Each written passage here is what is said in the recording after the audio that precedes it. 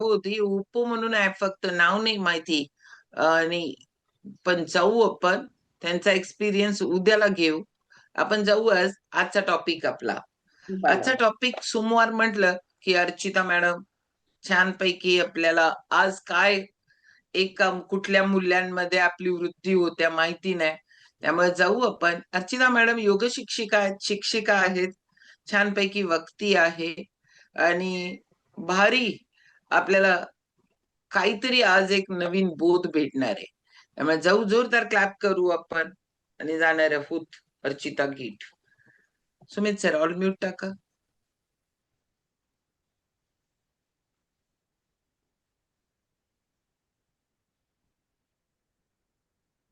Yes ताई टाकतो. Continue Archita. Unmute करा अर्चिता. ओके. Good morning. बऱ्याच जणांचा आज वाढदिवस आहे, तर वाढदिवसाच्या हार्दिक शुभेच्छा.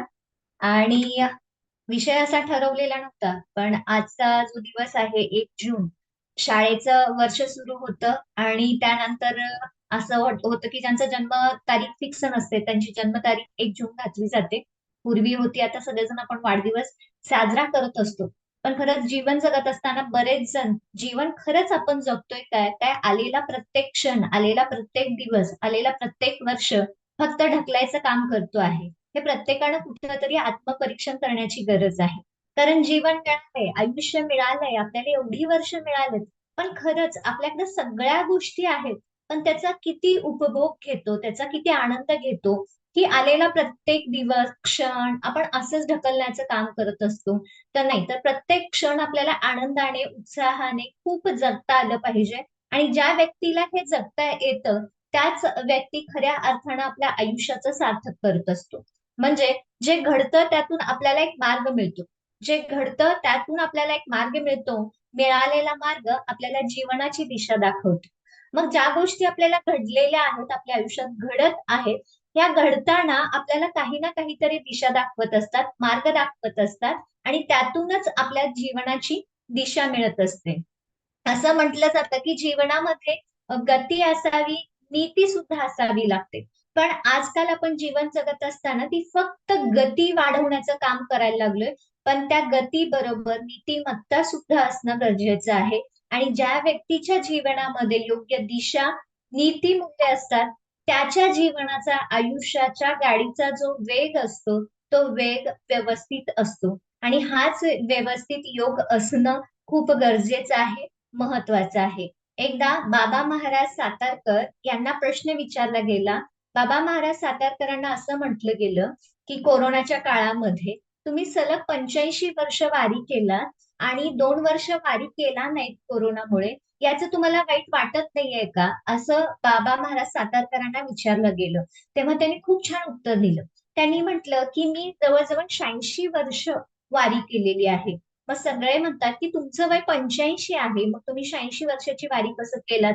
तेव्हा बाबा महाराज सातारकर म्हणतात, ज्या वेळेला मी आईच्या पोटात होतो, गर्भाशयात होतो, त्यावेळेला सुद्धा आईने माझ्या वारी केलेली होती. म्हणजे जवळजवळ मी 86 वर्ष वारी केलेली आहे. आणि त्यात काय वाईट वाटायचं आहे? मला वाईट बिलकुल वाटत नाहीये. कारण मी जसं विठ्ठलाला भेटायला या वारीमध्ये नाही गेलो 2 वर्षात, तसं विठ्ठलाला सुद्धा वाईट वाटलं पाहिजे ना, की बाबा महाराज सातारकरांचं मला या 2 वर्षात दर्शनच झालेलं नाही, त्यांनी मला भेटायलाच आले नाहीये, असं विठ्ठलाला सुद्धा वाटलं पाहिजे. म्हणजे बाबा महाराज सातारकर काय म्हणतात की जेवढी ओढ आपल्याला परमेश्वराला भेटण्यासाठी असते, तेवढीच ओढ परमेश्वराला सुद्धा आपल्यासाठी वाटली पाहिजे, तेवढी ओढ असली पाहिजे. आणि त्यासाठी आपलं काम, आपलं कर्म, आपले आचार, आपले विचार आणि आपले उच्चार, हे तिन्ही गोष्टी चांगल्या असल्या पाहिजेत. त्यावेळेला परमेश्वर तुम्हाला धावून येत असतो आणि परमेश्वराला सुद्धा वाटत असतं की मी तुला भेटलं पाहिजे. म्हणून आपलं काम इतकं सुंदर असलं पाहिजे. कारण चुकीचं काहीतरी घडलं केलं तर परमेश्वराला पण दोष देतो आणि सहज परमेश्वराला होऊन जातो की माझ्याच आयुष्यामध्ये असं का घडतं. पण हाच जाब आपण परमेश्वराला, भगवंताला सुद्धा विचारता आला पाहिजे की बाबा मी एवढं छान काम केलंय, एवढ्या गोष्टी मी चांगल्या करतो, मग तू माझ्या आयुष्यामध्ये वाईट गोष्टी कशा घडवू शकतोस? हे केव्हा घडू शकतं?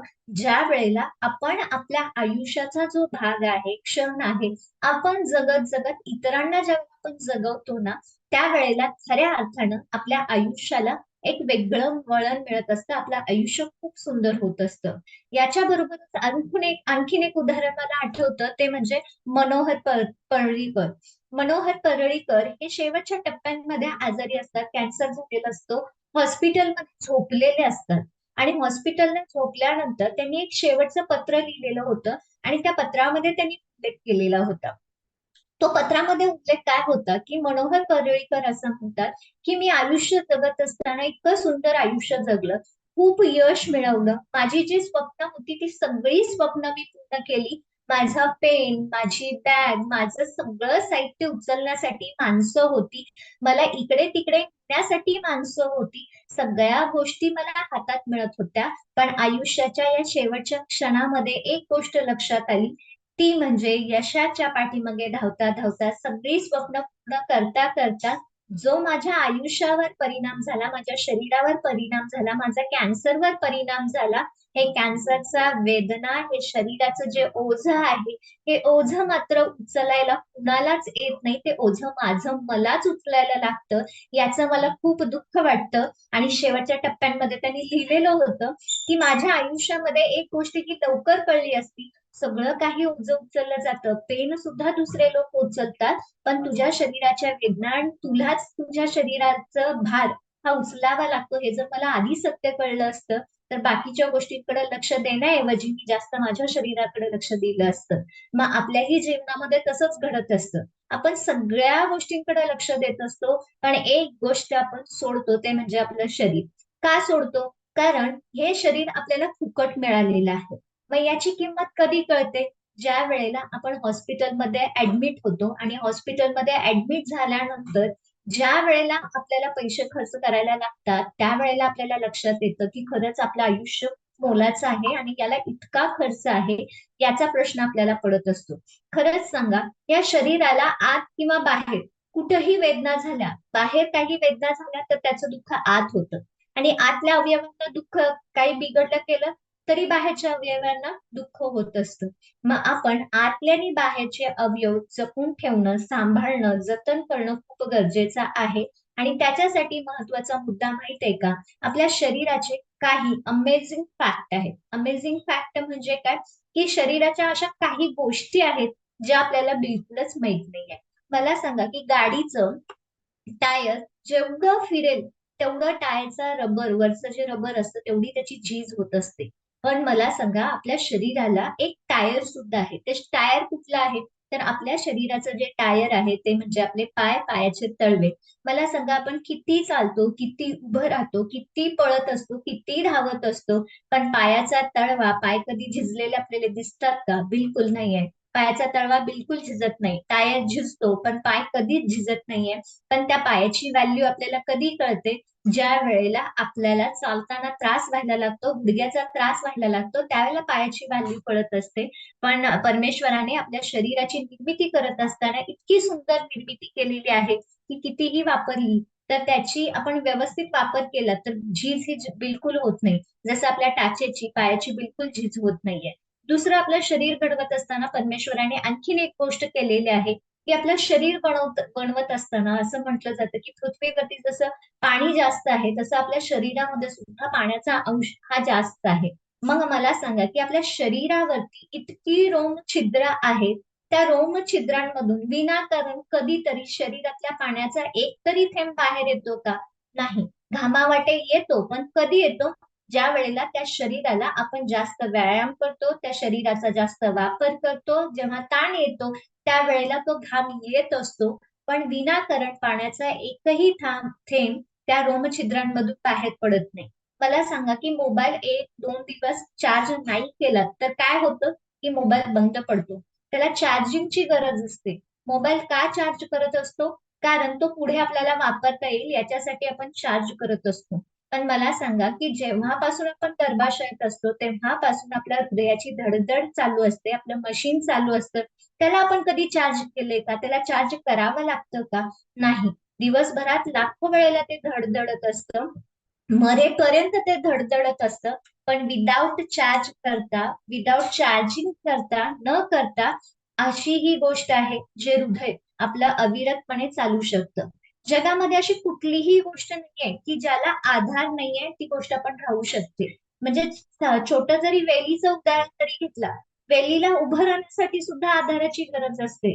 आधार घेतल्याशिवाय वेल सुद्धा उभं राहू शकत नाही.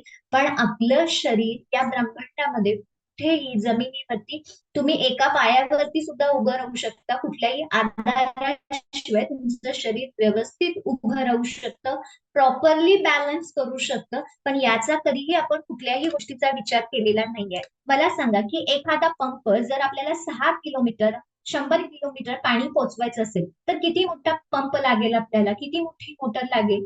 पण आपल्या शरीरामध्ये कंटिन्युअस पंपिंग चालू असतं. शरीरामध्ये प्रत्येक पायाच्या नखापासून डोक्याच्या केसापर्यंत प्रत्येक ठिकाणी रक्त वाहण्याचं काम केलं जातं, ते पण अविरतपणे न थांबता न बंद पडता. आणि ज्या घटकाला जेवढं पाहिजे तेवढं रक्त पुरवण्याचं काम या पंपाद्वारे, या शरीराद्वारे, या रक्त नलिकांद्वारे केलं जात असतं. पण हे कधी डिस्टर्ब होतं? ज्या वेळेला तुम्ही नको त्या गोष्टीची चिंता करायला लागता, काळजी करायला लागता, त्यावेळेला ह्या सगळ्या गोष्टी डिस्टर्ब होत असतात. असं म्हटलं जातं की जास्त टेन्शन होतं म्हणून हार्ट अटॅक आला. जास्त टेन्शन असल्यावर हार्ट अटॅक येतो. का येतो? कारण आपलं रक्त जे पातळ असतं त्याच्यामध्ये थिकनेस म्हणजे ते थोडस घट्ट होतं आणि मग त्यावेळेला आपल्याला ते रक्ताच्या गुठळ्या व्हायला लागतात. मग आपण आपलं आयुष्य जगत असताना बाह्य गोष्टींचा खरंच आपल्या आतल्या शरीरावरती परिणाम होतो की नाही होतो? नक्की होत असतो. ज्या वेळेला आपण घाबरतो, एखादा ताण येतो, त्यावेळेला सांगा की हृदयाची धडधड ही कमी असते की वाढते? नक्कीच ती वाढत असते. आपल्याला घाम यायला लागतो. ह्या सगळ्या गोष्टी होत असतात कारण या बाहेरच्या नको असणाऱ्या गोष्टीचा परिणाम हा नकळतपणे आपल्या बॉडीवरती होत असतो. आणि परमेश्वराने आपली बॉडी घडवत असताना त्याला कुठं चार्ज करावं लागेल, कुठं बंद पडेल किंवा कुठं झिजेल अशी आपली बॉडीच बनवलेली नाहीये.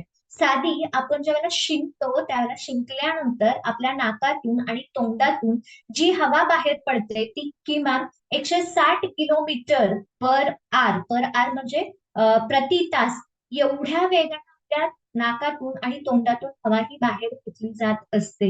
मग एवढं आपलं शरीर पॉवरफुल असताना त्या शरीराची किती बरं काळजी घेतली पाहिजे आपण. पण सगळ्यात जो दुर्लक्षित घटक असतो ती म्हणजे आपलं शरीर, आपली तब्येत. म्हणून आपण आपल्या शरीराला सांभाळणं खूप गरजेचं आहे.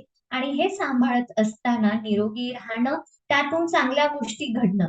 कारण आयुष्यामध्ये जर खरंच चांगल्या गोष्टी बनवायच्या असतील, घडवायच्या असतील, करायच्या असतील तर त्याला सगळ्यात महत्वाचा भाग असतो तो म्हणजे शरीर. आणि दुसरा महत्वाचा भाग असतो ते म्हणजे मन, ज्याच्याकडे आपण खरंच लक्ष करत असतो. मनामध्ये एखादी चुकीची गोष्ट गेली, एखादा चुकीचा घटक केला की मन डिस्टर्ब व्हायला लागतं. आणि मन डिस्टर्ब झालं की त्याच्या पाठोपाठ शरीर सुद्धा डिस्टर्ब व्हायला लागतं. म्हणून या पृथ्वी तलावरती इतके प्राणी आहेत, इतके सजीव आहेत आणि इतके सजीव असून सुद्धा फक्त एक गोष्ट मात्र माणसाला मिळालेली आहे, बाकी कुणालाच मिळालेली नाही.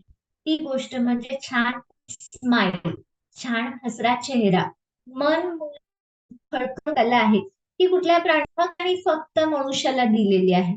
मनुष्यच खळखळून हसू शकतो. ज्या वेळेला मनुष्य खळखळून हसायला लागतो त्यावेळेला त्याच्या चेहऱ्याचे जे स्नायू असतात ते आकुंचनाने प्रसरण व्हायला लागतात.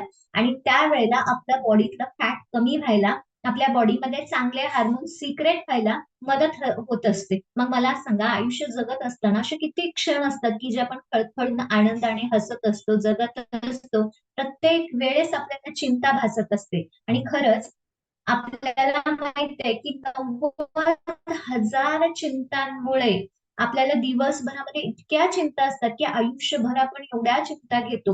दिवसभरामध्ये किमान आपण 90,000 चिंता आपल्या डोक्यामध्ये न कळतपणे झोपेमध्ये आणि जागेपणी आपल्याला जात असतात आणि त्याचा परिणाम हा आपल्या शरीरावरती होत असतो.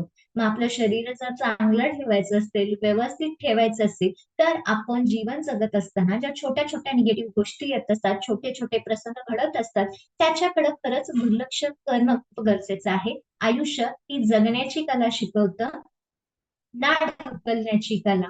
पण आपण ढकलण्याचाच प्रयत्न करत असतो आणि म्हणूनच एक उदाहरण द्यावं असं वाटतं. कोकणातलं उदाहरण आहे. एक मुलगा 10वी पास होतो आणि 10वी पास झाल्यानंतर आपलं जे मार्कशीट असतं ते मार्कशीट घेऊन तो वडिलांच्याकडे येतो. वडील भाताचं लागवड करत असतात, भाताची पेरणी चालू असते आणि तिथे येतो आणि वडिलांना दाखवतो की 10वी पास झाले. वडिलांना त्याचं देणं नसतं, कारण वडील हे शाळा शिकलेलेच नसतात. वडील ते माती बांधावरती फेकतात आणि म्हणतात त्याचे जी रोपं आहेत ती लावायचं काम कर, असं म्हणतात. त्या मुलाला खूप वाईट वाटतं.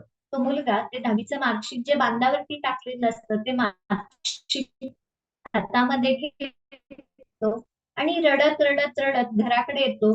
घरामध्ये आल्यानंतर पिशवीमध्ये 4 कपडे घालून येतो. कुणालाही कशाचीही कल्पना न देता तो रत्नागिरीला जाणाऱ्या बसमध्ये बसतो. रत्नागिरीला जाणाऱ्या बसमध्ये बसतो. बाहेरून छान थंड हवा खिडकीतून येत असते. प्रवास चालू असतो. थोडं मार्क लिस्टकडे बघायचं, थोडा आई वडिलांचा चेहरा आठवायचा, थोडंसं मन खिन्न व्हायचं. पण त्या मुलाला वाटत असतं की मी जरी या गोष्टींमध्ये अडकतो तर मी आयुष्यामध्ये कधीच मोठं बनणार नाही. मला आयुष्यामध्ये काहीतरी बनवून दाखवायचं आहे, ना या चिखलात गडून राहायचंय, असं म्हणत प्रवास चालू असतो.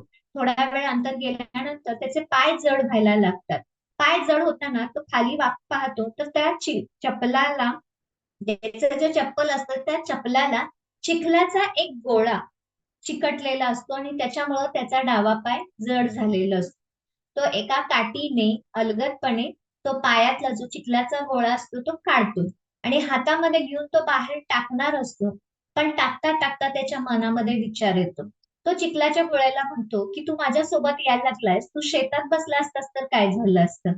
तर मग ते चिखलाचं गोळं त्याला म्हणतो की ठीक आहे, मला तू इथंच फेकून दे, मला तुझ्यासोबत कशा रत्नागिरीला घेऊन चाललायस, माझा जन्म या मातीतच आहे, इथंच मी राहतो, मला तू सोबत घेऊन जाऊ नकोस. त्यावेळेला तो मुलगा खिडकीतून तो चिखलाचा गोळा बाहेर फेकणार असतो, तोपर्यंत त्याचं मन म्हणतं हा तर ओला चिखलाचा गोळा आहे, याला जर आपण छानपैकी आपल्या सोबत घेऊन गेलो तर आकार देत. मग तो 10वी पास झालेला मुलगा त्या चिखल्याच्या गोळ्याला म्हणतो इथं जाऊन शेतात पडून तुझा असाच आकार राहणार असेल, तू चिखलातच जणू चिखलातच मरणार असशील तर काय उपयोग आहे. चल माझ्यासोबत रत्नागिरीला, छानपैकी तुला छान मस्त असा आकार देतो आणि मी तुला घडवतो. मग तुला घडवलं की तुझी किंमत वाढेल आणि माझ्या सोबत तुला सुद्धा मी घडवतो, चल रत्नागिरीला जाऊया, असं म्हणून तो आपल्या गावचं चिखल आपल्या सोबत आपल्या रत्नागिरीला घेऊन जातो आणि त्याला छान असा आकार देतो. पण त्या आकार देत असताना त्या मुलाच्या मनामध्ये एक विचार येतो. तो म्हणतो की माझं आयुष्य सुद्धा या चिखल्याच्या गोळ्याप्रमाणे आहे, माझं जीवन सुद्धा या चिखल्याच्या गोळ्याप्रमाणे आहे. मी 10वी पर्यंत चिखल्याचा गोळाच बनून राहिलो.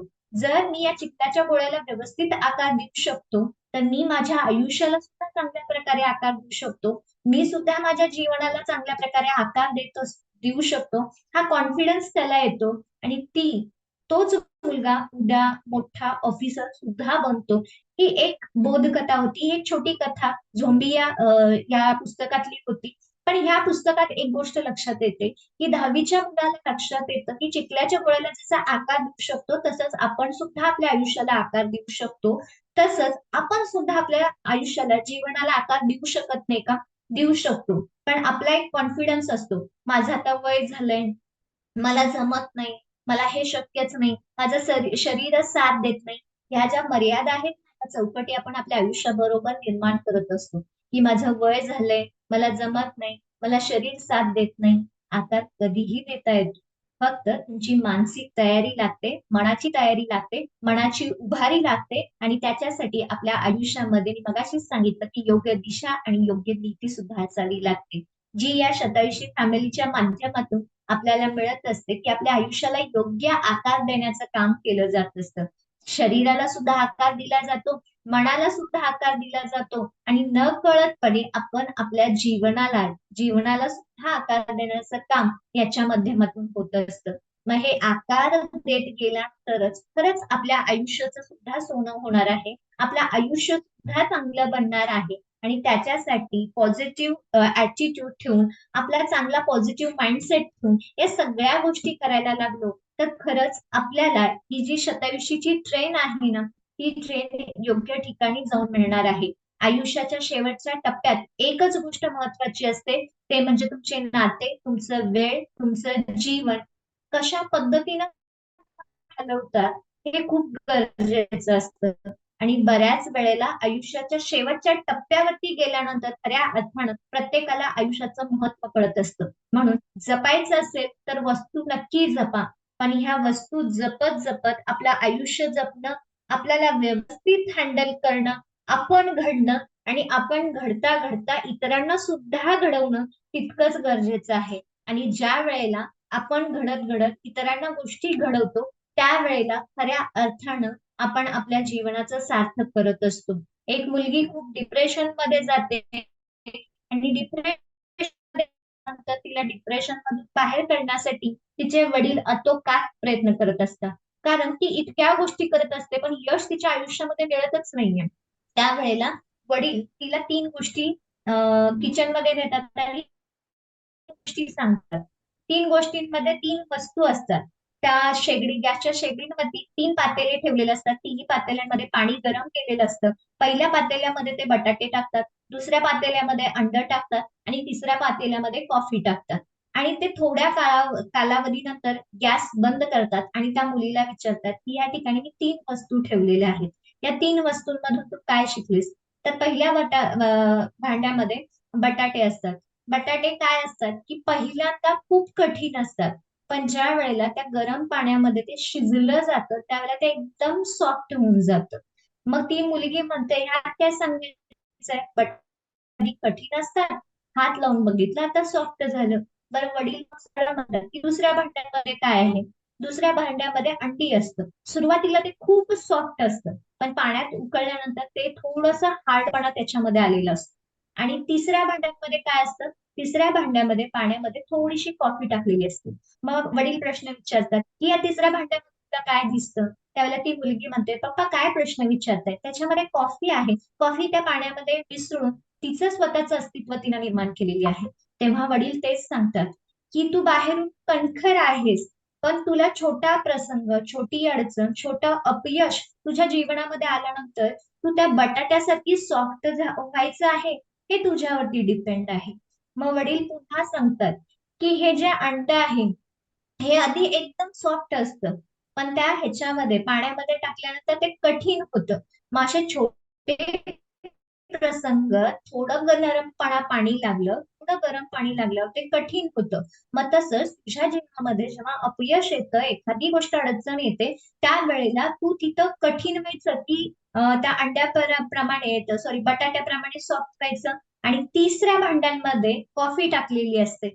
त्यावेळेला वडील म्हणतात की त्या कॉफी प्रमाणे त्या प्रसंगामध्ये समरस होऊन स्वतःचं अस्तित्व, स्वतःचा सुगंध, स्वतःचा रंग त्या पाण्यामध्ये कॉफी कशी निर्माण करते, तसंच जीवनामध्ये कितीही अडचण आल्या, कितीही निगेटिव्हिटी आल्या, तर तिथं तुझं अस्तित्व तू घडवणार आहेस की काय करणार आहेस. 3 उदाहरणं आहेत. तूच ठरवायचं की कसं वागायचं. त्यावेळेला ती मुलगी त्या डिप्रेशन मधून बाहेर येते आणि म्हणते मला आयुष्यामध्ये इथून पुढे कितीही अपयश आलं, कितीही अडचणी आल्या, कितीही संकट आलं, तर मी त्या कॉफी प्रमाणे राहील. ना त्या पाण्याचं होणार आहे, ताकी मी माझ्या अस्तित्व त्या पाण्यामध्ये निर्माण करणार आहे. मी माझा सुगंध त्या पाण्यामध्ये निर्माण करणार आहे. मी माझा रंग त्या पाण्यामध्ये निर्माण करणार आहे आणि इथून पुढे मी कधीही खचणार नाही. मग आपण आपल्या जीवनामध्ये कोण बटाटा आहे, कोण अंड आहे की कोण कॉफी आहे, हे आपण ठरवायचं आहे. बऱ्याच वेळेला एखादी छोटीशी घटना घडते आणि बटाट्याप्रमाणे आपण एकदम मऊ पडून जातो की संपलं, आता सगळं थांबलं पाहिजे, आता माझ्या जीवनात काहीच अर्थ नाहीये, असं आपण पटकन म्हणून जात असतो. पण तसं न होता येणाऱ्या प्रत्येक प्रसंगामध्ये टक्कर देत जायचंय, कारण परमेश्वराने शरीर बनवत असताना इतक्या छान छान दिलेल्या आहेत. त्या छान छान गोष्टी घेत घेत प्रसंग घडवत रोजचा दिवस असाच न ढकलता मस्तपैकी एन्जॉय करायचा आणि आयुष्य खूप